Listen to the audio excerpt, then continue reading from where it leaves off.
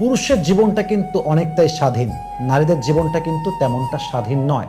Just for an example, আপনার সঙ্গে আপনার বউয়ের ঝগড়া হয়ে গেছে, আপনার মাইন্ড খুব হট, মেজাজ গরম, বাড়ি থেকে বের হয়ে যাবেন, বাইক নিয়ে ঘুরে আসবেন, সাইকেল নিয়ে বাইরে ঘুরবেন, আড্ডা দিবেন, চা খাবেন, বাহিরে বাতাস খাবেন, মায়ের কাছে যাবেন, বাবার কাছে যাবেন। কিন্তু মেয়ের জীবন কিরকম?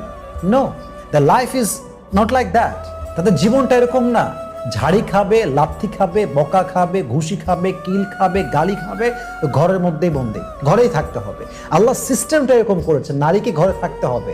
এবং অবাক করার বিষয় হচ্ছে, পুরুষের মা তো আছে ওখানে, বেশিরভাগ ক্ষেত্রে নারীর মা তো নেই, বাবাও ওখানে নেই।